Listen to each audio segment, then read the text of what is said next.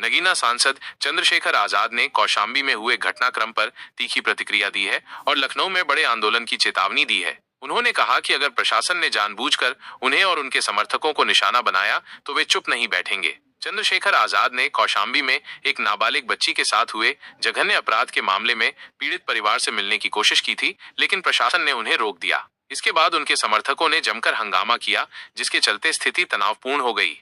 चंद्रशेखर आजाद ने कहा, हम कौशाम्बी में पीड़ित परिवार से मिलने जा रहे थे ताकि उन्हें न्याय दिलाने में मदद कर सकें, लेकिन प्रशासन ने हमें रोक दिया और कानून व्यवस्था का हवाला दिया। ये पूरी तरह से अन्यायपूर्ण है। अगर प्रशासन सोचता है कि हमें डराया धमकाया जा सकता है तो वे गलत हैं। हम अपने हक और पीड़ितों के न्याय के लिए लड़ते रहेंगे।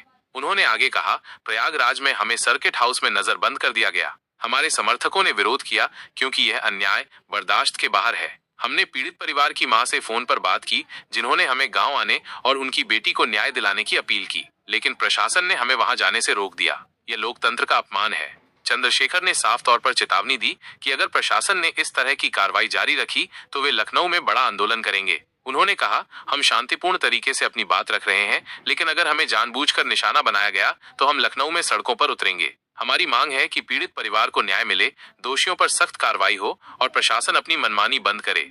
उन्होंने ये भी कहा कि उत्तर प्रदेश में दलितों और कमजोर वर्गों के साथ अन्याय की घटनाएं बढ़ रही हैं। जब एक सांसद को पीड़ित परिवार से मिलने से रोका जाता है तो आम आदमी की क्या स्थिति होगी। ये सरकार और प्रशासन की नाकामी है। हम चाहते हैं कि कौशाम्बी की घटना की निष्पक्ष जांच हो और दोषियों को कड़ी सजा दी जाए। चंद्रशेखर ने अपने समर्थकों से शांति बनाए रखने की अपील की, लेकिन साथ ही ये भी कहा कि अगर जरूरत पड़ी तो वे बड़े स्तर पर आंदोलन करेंगे। उन्होंने कहा, हम कानून का सम्मान करते हैं, लेकिन अगर कानून का दुरुपयोग करके हमें दबाया जाएगा तो हम चुप नहीं रहेंगे। लखनऊ में हमारी आवाज गूंजेगी।